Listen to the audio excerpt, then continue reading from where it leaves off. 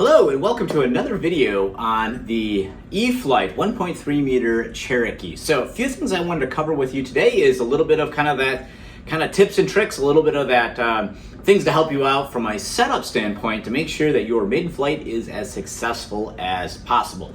So most of the things I want to talk about are in the manual today, but there's a couple personal preferences that I have learned over the years from having hundreds of flights on multiple different E-flite Cherokees, on the original one.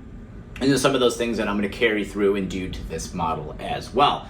So obviously the first thing you're going to want to do is you set the model up is make sure that all your control surfaces are indeed centered. So to do that, you always want to power up the airplane, make sure the aircraft is bound to the transmitter, all your trims and sub trims, all that stuff is all zeroed out, right? So the aircraft is powered, the servos are in the right spot, there's no trim already assigned to any of those channels, and then go through and I usually use a straight edge, lay the straight edge on top of your ailerons, check your flaps, both sides of the wing here, and then also check your rudder. I usually take a straight edge and put it on both sides, make sure that's all straight.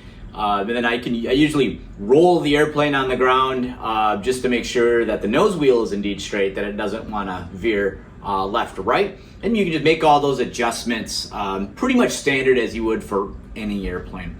One thing that is different on the Cherokee, and one thing that catches out a lot of people, is the stabilator, right? So aligning a stabilator is not as easy as you would think, right? Because unlike a horizontal stabilizer and elevator, you can't lay a straight edge on that and get it set.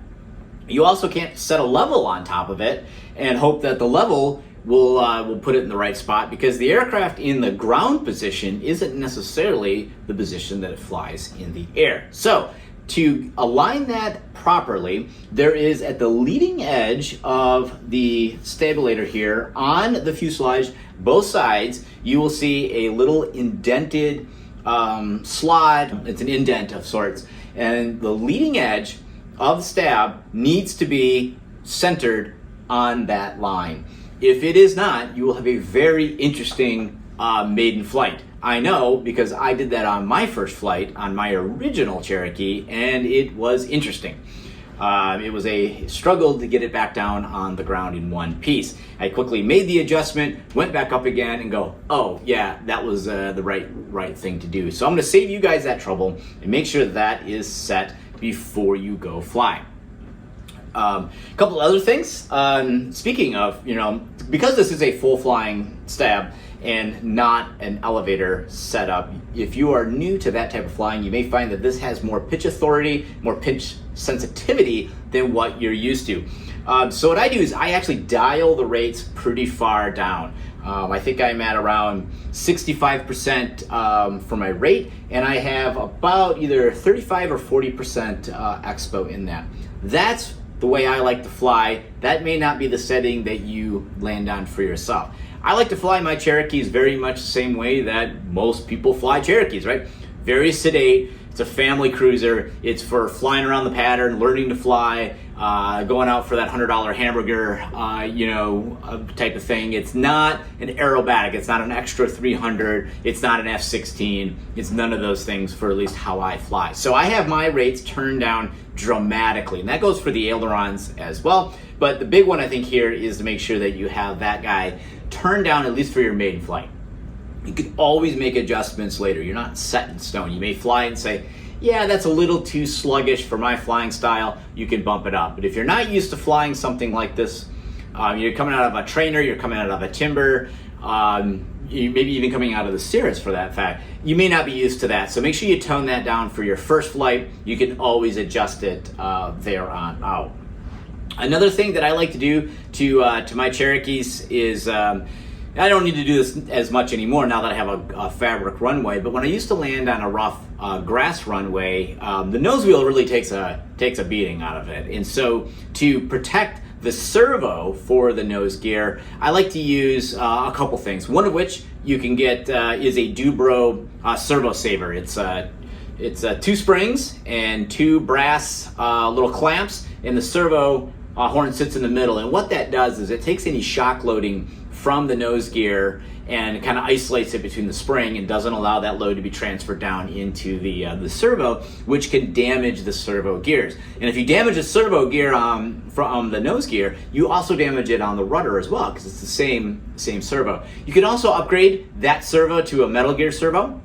I've done that on a lot of my aircraft when I operated strictly off grass. Now that I operate off of fabric, I have not needed to do that because the nose gear doesn't take nearly as much abuse. But something to think about if you fly off a rough field, or if your landings maybe tend to be just a little bit rougher, you're not really experienced with landing a tricycle landing gear airplane, you're used to tail draggers. Just keep that in mind, that that's not a bad investment to put that Dubro servo saver on the push rod for the nose gear, and then you can always upgrade that servo to a metal gear servo, and then you kind of almost got, you know, almost bulletproof type performance out of that. That way, if you do hit something on the ground, chances are those two things together will protect that servo from damage, which of course will protect the rudder as well. So just something to keep in mind. That's not mandatory by any means. That's a personal preference. Like I said, I used to do it religiously to all my tricycle landing gear airplanes when I operated off just grass. And also, not a great pilot, let's be honest. I am not an expert by any means, and I sometimes get the landings wrong. And getting a landing wrong on rough field is a fantastic way to have a really bad day. So just to kind of help protect the airplane a little bit in your investment, I'd recommend the Dubro servo saver, and then upgrade the just that servo as well. I think that's really the only one that I look at and say that's probably worth spending some time with. Now, another thing, if you are new to flying something like the Cherokee, meaning low wing tricycle landing gear type setup, if that's new to you, especially with flaps as well, you may notice that the Cherokee, just like the full scale version, when you come in for a landing, it's going to want to hang in ground effect. So really, if you're in that kind of 12 to 15 inch range off the runway, the airplane will kind of like to just hang there. This is more prevalent if you got the flaps fully down and you got the flaps per the manual all the way down. There's a lot going on with that, and you will get hung up in ground effect, and the aircraft will continue to move along, bleeding off airspeed, riding on that cushion of ground effect until eventually the airspeed drops down below your stall speed and the airplane comes down pretty hard. So you just got to make sure that, just like the real Cherokee, which lands exactly the same way, make sure that you fly the airplane all the way to the ground, get those mains to touch down first, and then let the nose settle down on its own. But be prepared that as you're descending, that you will run into ground effect, and it will kind of make the airplane just kind of sit up into that cushion of air until you break through it. One thing that I've noticed that helped me kind of, I wouldn't say overcome that, or at least deal with it, was a slightly heavier battery. For the most time, I fly on a 2200 3S pack. The airplane does fantastic with that. You get great flight time, wonderful performance, no complaints. But I found that by going up to 2700, a 3200, even up to a 33, that's about where I found the limit to be at. A 3300 pack adds just enough of extra weight to the airframe to help you kind of make your landings a little bit smoother. It's not so floaty on descent. So just something to keep in mind. I wouldn't suggest going any bigger than that. It kind of then starts to overstress things in the airplane, and you will get tons of flight time even on a like a 2200 3S alone provides you ample amount of time in the air. So no reason to go overkill, even though you could fit a gigantic battery in here, doesn't necessarily mean you should. Going up front here, back to the nose, there are two plugs that are in the cowl. They're painted black, and they block off the airflow that goes through the two openings there. Leave those in. Those are designed to be there. They are not a mistake. They are meant to be there on purpose. And if you think of air wants to find the path of least resistance, right? So if you got two big openings there on the side of the motor, it's going to go flying past the motor, through those openings, and through the fuselage and out. The problem is it doesn't really cool the motor that way.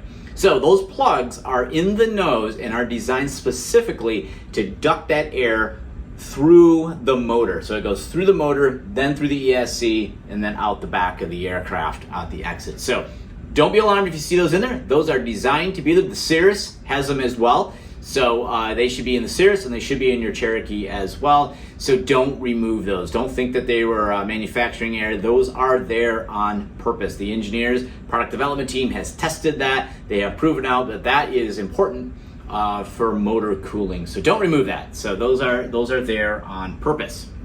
Another thing on the nose, it does have, of course, the collapsible, shock absorbing nose landing gear. Something I like to do is take bright metal polish and actually polish that strut to kind of, make sure that it's a little bit smoother operating on the bearing.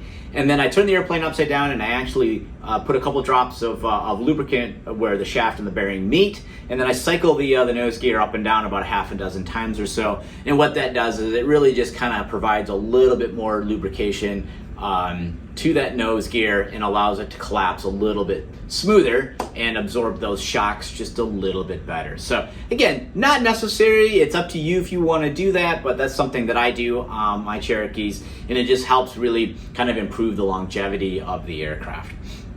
The other thing I like to do, and this is not related to anything flying the airplane, it's really more on the cosmetic side, is I like to add some extra antennas back here. You can get those, like the Cirrus antennas work great. If you buy the plastic parts kit, you'll get an extra antenna that you can put on the fuselage here, up on the vertical stabilizers here, and then you can also add the footstep. You can add all those details to your aircraft if you like. And the other thing you can do is Cali Graphics makes a nomenclature decal set, so you can add all the little placards around the aircraft as well, which kind of adds that little extra touch to the airplane. And then if you really want to go all out, the wing walk area, the black section there where you walk up to the door, you can use 600, 800, even 1,000 grit sandpaper. It just needs to be that darker, kind of dark grayish black sandpaper.